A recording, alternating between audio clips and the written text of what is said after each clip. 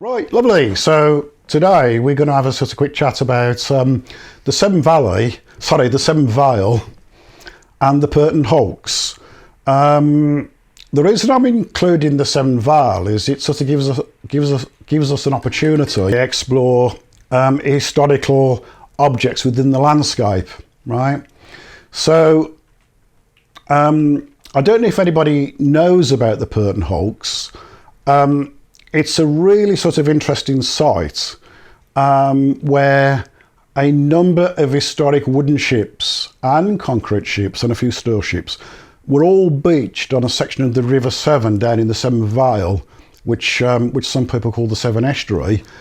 And they've been there sort of untouched for many years. And effectively what's happened is they've created this little accidental museum as such, yeah?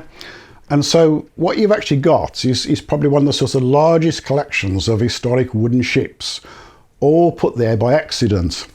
Now, there's a chap called Paul Barnett who's been researching this collection of ships for about the last 20 years.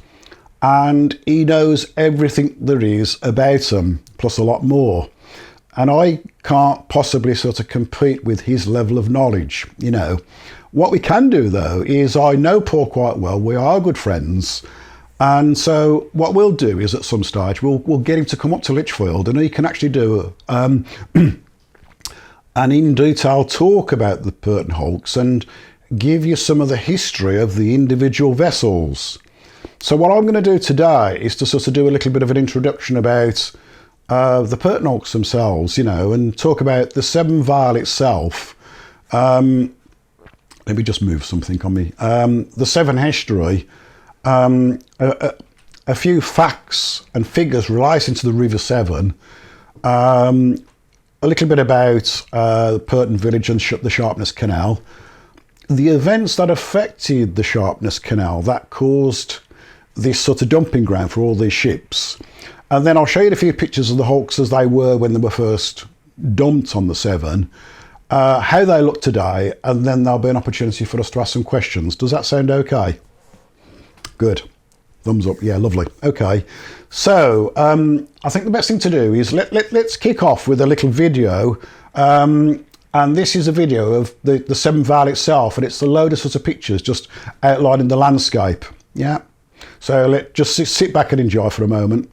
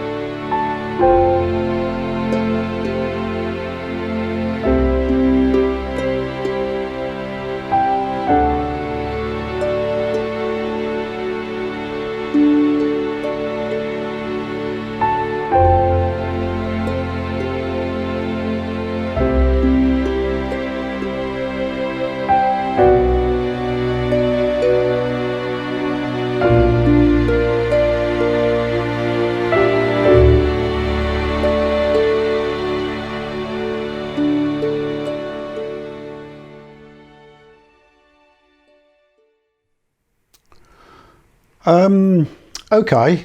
I find the place fascinating. I'm accused of being a Severn bore, understandably. It's actually an incredibly interesting landscape, and it's got this it's come up with this lovely title, it's a forgotten landscape. It's actually gave me the idea of our project that we'll try and get under route next year, you know, Voices from the Past. Because although now it's a very sort of landscape, it's very picturesque, it was a highly industrialised landscape at one stage, and it's still got lots of vestiges and lots of artefacts from its industrial past, which are all sort of well worth exploring. And I spend quite a lot of time with Linda. We've both spent a lot of time talking about the Severn Vale. Okay, so a few things about the River Severn then. It's first of all, it's Britain's longest river. It's 220 miles, which is 354 kilometres long. It rises in Wales on the top of Blanafron, and travels all the way to the sea in Bristol. Yeah, it's got an average discharge of 107 cubic metres of water per second. As I say, it rises at an altitude of 2,000 feet, and it flows all the way through Shropshire, Worcestershire and Gloucestershire, and it also passes through the towns of Shrewsbury, Worcester and Gloucester on the way. So that's the River Severn itself. When we talk about the Severn Estuary and the Severn Vale, the definition of it is slightly sort of nebulous, because the local people call everything south of Gloucester the Severn Estuary. However, the official definition of the Severn Estuary is from between the second Severn crossing near Severn Beach to Weston-super-Mare, which we know and love for all its mud. Yeah, the Admiralty charts actually show it that the limits of it from Weston-super-Mare to the site of the old Severn Bridge. Yeah. The one thing about the estuary is it's got the highest tidal range, or the second highest tidal range in the world. It's probably got about a 50-metre tidal range, almost 50 feet. And nowadays the tide still reaches Gloucester, Maesmore, right? Before the locks were put in on the River Severn, the tide would actually carry as far as Worcester. So it's like I say, it's got this really impressive tide, so much so that the tide causes something called the Severn Bore. Yeah. If we then now sort of just look back at the Purton Hulks, the Purton Hulks are actually based at a village called Purton. This particular Purton sits on the east bank of the River Severn, about 3 miles north of Berkeley in Gloucestershire. It derives its name from the Old English pear orchard. Yeah, and so there are actually several Purtons across Britain. I believe there's one at Wolverhampton, Purton. There's two at Sharpness. There's one on the opposite bank on the Welsh side of Purton, and there's one on the English side. There's a Purton in Wiltshire. There's another Purton in Worcestershire, just south of Worcester Village. And it's basically, it means where there were pear orchards, yeah? Now, the Gloucester and Sharpness Canal passes through the village of Purton, and then it travels up to Sharpness. So Purton is this little sleepy hamlet, and it was quite interesting because you could stand there some days, and suddenly a huge ship would pass straight through the centre of this village. You know, this completely out of proportion, quite large liners. It's quite fascinating to see it. If I get my magic pointer, and let's get the laser pointer. So the Purton we're talking about is here in Gloucestershire. So we got Gloucester itself up here. The tidal River Severn starts up here, eventually winding its way around Lugney, Arlingham, Newham, Orr, and then down to Purton, and then out towards the Severn Estuary and the River Severn. This is the section where the Severn Bore occurs. And so what happened is it became incredibly sort of dangerous to ship in. So you can imagine this sort of metre-high wall of water that comes in twice a day. And they were saying, that over 1,000 people have lost their lives just on this section of the River Severn, trying to bring goods into Gloucester. So they ultimately built the Sharpness Canal. Let's just see if we can zoom in a bit. So the original Sharpness Canal had its entrance just here at Sharpness, and the canal came along, it passed through the village of Purton, and then on and up to Gloucester. The bit I'm sort of interested in is this section of the River Aire where it's over a mile wide just there, and then it sort of restricts itself down to about half a mile wide, yeah? And if we sort of zoom in again, so village of Purton, just there. This is the section of the river where the Purton hulks are, and you can see how close the Sharpness Canal is to the river, right? So the Gloucester and Sharpness Canal, it's about 16.5 miles long. For much of its length, it runs quite close to the tidal Severn estuary. It was built to avoid the really dangerous section of the estuary, and it was once the broadest and deepest canal in the world. This is the route of the Sharpness Canal from Sharpness to Gloucester. If you remember, I talked about it's got an average discharge of about 107 metres per second. That's about 1 million tonnes of water passing every 16 minutes. And of course, with 1 million tonnes of water passing every 16 minutes, it carries with it a couple of million tonnes of silt as well. So if anybody's been to Weston-super-Mare, they'll know all about the silt at Weston-super-Mare, and that's purely caused by the River Severn moving this huge amount of silt backwards and forwards as the tide comes in and out. One of the sort of things unique to the River Severn is it has the Severn bore, and there are 7 bore timetables. The local people actually just call it the tide, you know, but there's 7 bore timetables where you can actually go and watch the Severn bore come in. And if you've not seen the Severn bore, this is what it looks like from Newnham.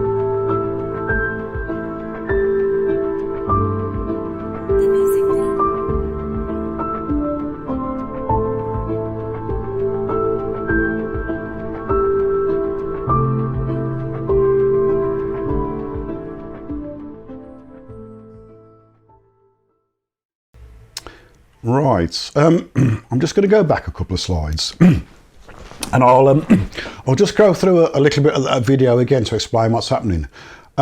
So the estuary, the Severn Vale, it has a tide like that every single day. It's just that at certain times of year, in the spring and in the autumn, around about October, you get these exceptionally high tides.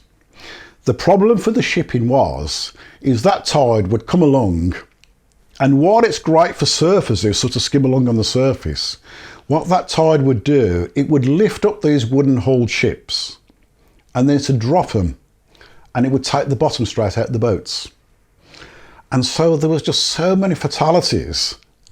And this was happening on such a regular basis, cargo lost, people lost, that they had to sort of do something. So they built they had to build the canal to avoid that section. It was known as one of the most dangerous sections of water on the planet, right? And if we just sort of go over and watch what's happening, and I'll just sort of see if I can, I'm not quite sure if I can pause this. Let's have a look. But what you can see the tide coming in, and these are people running across, surfers. The river on this section is about half a mile wide, so that gives you an indication of the scale. And if you notice, the water is running on the outside faster than it runs on the inner bank, yeah? So that consequently scours the bottom of the river. Then as the water turns back round, it then deposits silt on the inside of the bend. So the river effectively is moving across land, moving towards the outside of the bend, right? And if you look here, can you see how the river's now scoring the bottom and taking the silt with it? It's travelling about 13 knots, just to put things into perspective. And like I say, it manages to scoop up about 1 million odd tonnes of silt. Takes this 1 million tonnes of salt with it, then sort of takes it back out to sea. So, what's happening is, as the river starts to scoop out the inside of the bend, it started to rapidly scoop out this corner here. It started to form a new channel. Yeah. And what was happening is the river got within about 6 foot of the Sharpness Canal. Now, at the time, the Sharpness Canal was like Britain's lifeline. It's where loads of goods was coming into Britain. So if they'd have lost the canal here, with no sort of, with no sea dock as such to get boats in, that would have caused a significant problem. Yeah. So there are stories apparently that there was some sort of earthquake which might have caused the river to divert. I mean, what you tend to find is rivers like the River Severn tend to have a life of their own anyway. And the tide itself actually bends the riverbed. So there might have been some sort of earthquake, but certainly there was a change. The river started to make a different course on the way out. It started to erode the riverbank to within 6 feet of the canal. So what they did is they got all of the old, barges, trows, schooners, lighters, and they started quickly piling them up on the riverbank. Yeah. And then what they did then was they'd pile these boats up at high tide, right up the bank, then knock holes in the hulls of these boats, and then they would eventually fill up with silt. Now they started doing this, in sometime in the 1920s or so, and they carried on in doing it right up until 1965.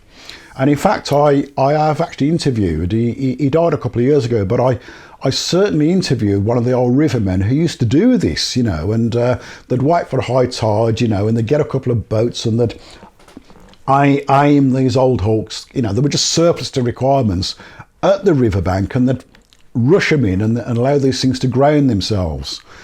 And so over the years, you got this real sort of build-up of all these ships all lined up along the riverbank. So if we look at a few pictures of some of these boats as they looked in the 1960s, it was all very impressive, because there were a lot of them were pretty much intact. It was just that it was almost like a bit of a car scrapyard, loads of cars there you could play around with, but nobody got any use for them. So they constantly piled up these boats. And some of them still got nameplates on. So this is Abbey, this is a double-ended barge. And in the background, you've got a boat called Shamrock, which actually, that somebody put a match to that and completely destroyed it sometime in the 70s. As again, I can't identify a lot of these boats, but there's a guy called Paul Barnett who can. What you can see is where they've bashed a hole in to allow the things to fill up with silt.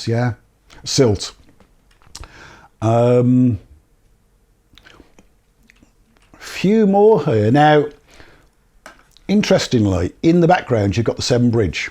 Yeah. The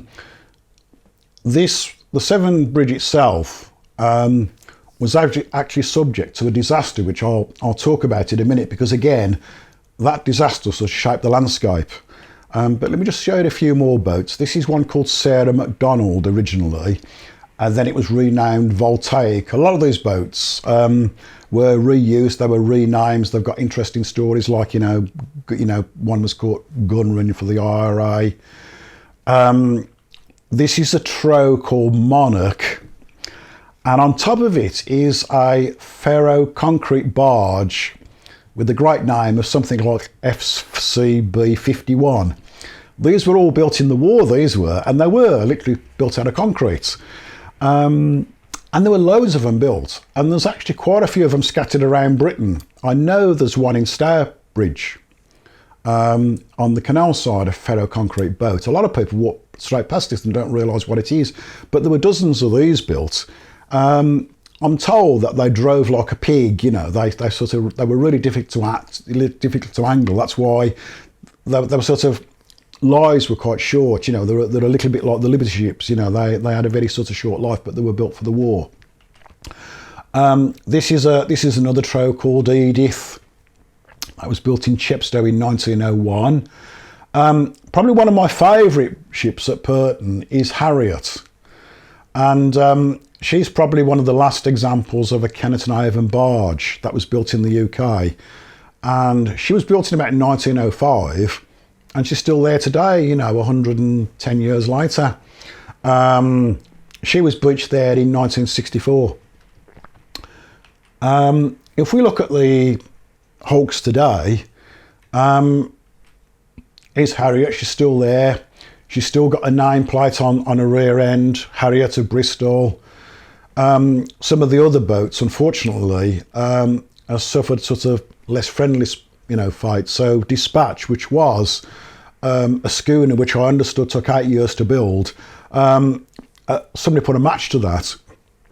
One of the reasons people were putting matches to them is because a lot of these boats had copper rivets, and so people would put a match to them to allow to get at the copper rivets, you see, so all the copper rivets would melt, and then they'd sift through all the ashes and get all the precious metals. So they went through a stage in the 70s where people were just trashing them. Here's a few of the concrete lighters. There's probably about half a dozen of these scattered up and down the riverbank. This is an interesting boat. This is Severn Collier, and it was actually used by Cadbury's in Birmingham. It never sailed up to Birmingham, but it operated on one of the Cadbury factories, which was based on the Sharpness Canal, and it was basically a coal carrying boat. And it was probably sort of one of the last of the wooden boats ever built in Britain, you know, as the timber building industry started to decline, and then sort of metal boats was taking its place. Unfortunately, like, it was built with some really nice timber, this boat was built with, and it was all covered in handmade nails, you know, and what's happened is Severn bounty hunters have gone down there and stripped a lot of the timber off it. And in fact, its main nameplate ended up as a centrepiece of somebody's fireplace with its number on. This is all that's left of one called Sally. And this tower here is actually the remnants of the Severn Bridge.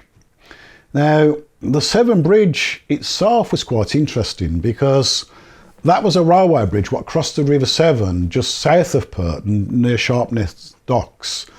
And on the 25th of October 1960, there was a really thick fog, and there were two barges, the Arkandale H and the Wastar H, and they were trying to dock into Sharpness Docks. But they missed the docks, and the tide carried them upriver. You know, you got this really strong tide, it carried them straight upriver, and they consequently crashed into one of the struts of the Severn Bridge and brought the Severn Bridge crashing down. Because these were oil tankers, there was a huge explosion, and I think there were either 6 or 8 of the crew died in the initial explosion. I think there was probably a crew, about 15 or 16 in total. Some of them managed to swim to shore. Bear it in mind, it was almost a mile from the shore in thick fog. So it was quite a significant disaster in the 1960s, this was. It brought the bridge down, and the bridge was never ever replaced. But the two hulks of these ships still sit there at Purton, right in the middle of the River Severn. So, what makes these hulks interesting from a historical perspective is, first of all, these hulks have transcended time. They've become a static collection of objects within the landscape. that ultimately changes the landscape itself and alters the perception of the people who visit it. Yeah, right. And this is what makes the site so interesting, is now the site has become known. There are regular sort of tours of the site, walking tours, in the summer. And those tours are conducted by Paul Barnett. They're interesting because they're a collection, they're a collection of our maritime past. And like any collection, they are astonishingly powerful and revealing, because they represent, the common working boats on the River Severn, and there's a lot of them, and they've got this sort of, this rarity value. They create a history and help people acquire a sense of the past. And I think you can sort of see where we go with this, because if you look, there's a lot of similarities between our own pumping station. It has a collection, it has an archive, it's got lots of artifacts, and it gives us a sense of the past. And one of the things I find sort of interesting about the hulks at Sharpness is they tell lots of stories about lots of people. There's the stories about the ships themselves, about the ship's owners, about some of the incidents some of these boats were involved in. There's stuff about the people who beached the people, but also, you got stories about the people who built these boats. And they've got this sort of lovely local history, for instance, because most of the nails for these boats were made locally over in Bilston in the Black Country. And they were made in those nail making shops where you got lots of women and families involved. So it's a part of history that's got a whole aspect of supporting past histories that come together to make this whole sort of rounded stories. Now, like most of our past artifacts, and I think this applies to our own sites as well, these things tend to attract the attention of trophy hunters. Yeah. And, Sandfields has had its moments where people have broken and bits have disappeared, stuff like that. And this is a real problem, you see, because quite often souvenir hunters have got this thing in their head about they're trying to preserve the past by sort of nicking the odd water gauge or, the odd few nails or the odd nameplate. And of course, while they're sort of fulfilling their own needs, they're actually sort of destroying the thing that they're trying to preserve. So consequently, I do remember at Sandfields, there used to be like a collection of spanners which were all over the floor, which I understand were in the engine house. And of course, those are all gone, So, what this destruction does, it brings about a change, and it brings about this thing called rarity. So if you look at the hulks, they have now become rare objects of the past. If you look at the beam engine at Sandfields, it's unique now. There are not really any other engines built by John and George Davis. There are not many beam engines at all left in Britain which are in the sort of same condition as well. So it sort of brings in this rarity value, and it changes its status, and now it's got a new status where it becomes of interest to different people. I think what I want to do now is, obviously I'm sort of wandering off the sort of subjects of the Purton Hulk, so let me just sort of show you a fly through of the site itself, because it's quite a pretty site.